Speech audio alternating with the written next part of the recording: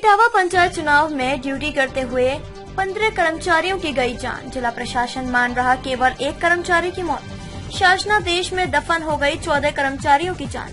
पंचायत राज अधिकारी का कहना, अभी शासनादेश के अनुसार केवल एक मौत हुई है। अगर नया शासनादेश आता है तो दोबारा अन्य 14 मृतक शिक्षकों की रिपोर्ट भेजी जाएगी, लेकिन फिलहाल नया शासनादेश नहीं आया है।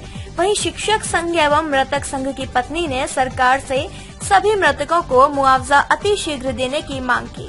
इटावा में पंचायत चुनाव के दौरान कोरोना से संक्रमित होने के चलते 15 शिक्षक एवं कर्मचारियों की चुनाव ड्यूटी के दौरान संक्रमित होने के चलते हुई मौत, लेकिन फिलहाल जिला प्रशासन केवल एक शिक्षक की मौत ही मान रहा। जिला पंचायत राज अधिकारी यतेंद्र सिंह ने कहा, जैसा हमारा शासनादेश है उसमें केवल एक मौत कवर हो रही है। हालांकि पंचायत राज अधिकारी मान रहे हैं कि 14 और मौतें भी हुई हैं, लेकिन ACS पंचायत राज के द्वारा लखनऊ से बनारस का उदाहरण देते हुए सभी जिलों में मार्गदर्शन भेजा है। उस जिलों में वह कवर नहीं हो रही है, इसलिए उनमें कार्यवाही संभव नहीं है। इटावा से मोहम्मद अजहर आदिल की रिपोर्ट। सर, इनकी ड्यूटी खड़कौली उच्च प्राथमिक विद्यालय खड़कौली में थी, और जब जे स्कूल गए ड्यूटी गए हैं चुनाव ड्यूटी, तब जे सही थे, एकदम स्वस्थ बढ़िया। जब उधर से सर आए हैं तब इन्हें रात में बुखार आया है। हाँ, क्या बताया आपको रात में लौटे थे? क्या ये बताया कि मतलब हमें बुखार आ गया है और हमें खांसी आ रही है, बस और कुछ नहीं बताया हमें सर। सुबह उपचार के लिए सर यहाँ गए, क्या नाम, ऐसे ही मतलब ले लिया इन्होंने। फिर बाद में 21 तारीख को फिर AP सिंह के यहाँ गए सर हम, वहाँ पे लिया ट्रीटमेंट। फिर उन्होंने 22 को क्या नाम CT स्कैन बताया उन्होंने, तब फिर करवाया सर। हाँ, CT स्कैन में निकल कर आ गए कोविड है। हाँ।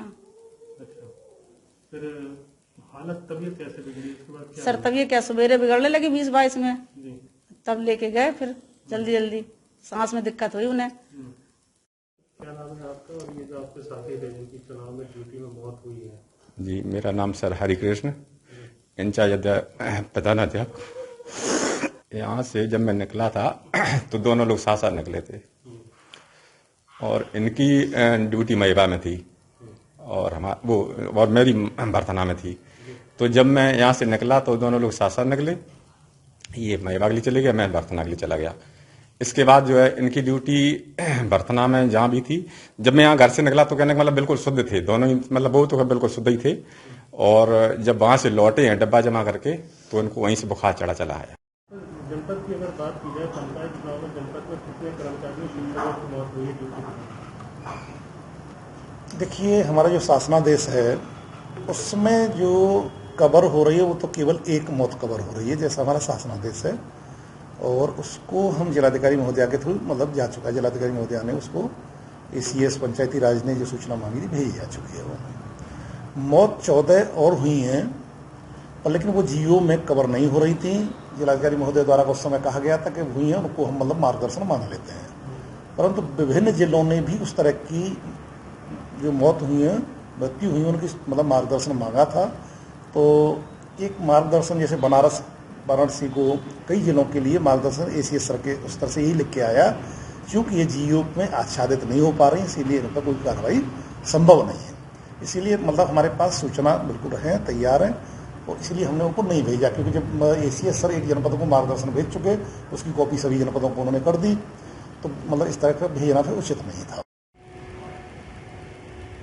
संजीव जी, ये बता दीजिएगा कि कोरोना संक्रमण की जद में आने के बाद में कितने ऐसे शिक्षक हैं जो आपके साथी जो काल की गाल में समा रहे हैं? क्या आपके पास में सूची है? क्या लिस्ट आपने बनाई? सर, कोरोना पंचायत चुनाव के दौरान हमारे पास जो अभी तक सूचना आई है अध्यापकों से ही, ये कल तक 12 लोगों की आ चुकी है। कल अभी ही हाल ही में एक संजीव त्रिपाठी ताखा से हुए हैं, परसों एक्सपायर।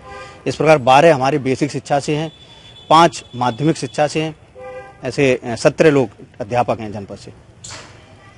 ऐसा भी सुना जा रहा है कि शिक्षकों के अलावा कई अन्य विभागों के भी लोग इस काल में शिकार हुए हैं, तो क्या वो जानकारियां भी आपको? अन्य विभागों से, जैसे ग्राम विकास अधिकारी एक हमारे विशाल श्रीवास्तव थे, एक सिंचाई विभाग से कर्मचारी थे, लगभग मुझे लग रहा है 5-6 कर्मचारी अन्य विभागों से भी हैं। तो इन लोगों की मौत के बाद में अब शासन स्तर से उनकी मुआवजे की प्रक्रिया कैसे अपनाई जा रही है? क्या उनको मदद मिल पा रही है या नहीं मिल पा रही है? शासन क्या कह रहा है? शासन ने जो पहले गाइडलाइन भेजी थी उसके अनुसार तो हमारे यहाँ से कई विभागाध्यक्षों ने ऐसे हताहत कर्मचारियों की सूचना शून्य भेजी थी, जो निहायती अमानवीय है। शासन ने कुछ अपनी गाइडलाइन चेंज की हैं, तो उसके अनुसार 17 अध्यापक इस समय हताहत हुए हैं। जनपद की अगर बात करें, पंचायत चुनाव में कितने कर्मचारियों और शिक्षकों की मौत आपके सामने आता है? इटावा जनपद में मैं समझता हूँ कम से कम 15 शिक्षक चुनाव ड्यूटी के दौरान मौत के गाल में समाये हैं। और सबसे कष्टदायक बात यह है कि ऐसे में प्रशासन ने या शासन ने बिल्कुल अपनी संवेदनाएं शून्य कर दी है। जो लोग चुनाव ड्यूटी के दौरान जिनकी मृत्यु हो गई, उन्हें सरकार को मुआवजा देना चाहिए। यहाँ तक कि हाईकोर्ट को भी इस संबंध में दखल देना पड़ा, लेकिन उसके बाद भी ये लोग पता नहीं कौन सी बाजीगरी दिखाते हैं कि केवल मेरे ख्याल से एक शिक्षक को इन्होंने माना है इटावा जनपद में। जबकि हम आपको बताएं, ये बीएसए इटावा का लेटर है, इसमें खुद उन्होंने 8 लोगों की लिस्ट तो बीएसए ने दी है।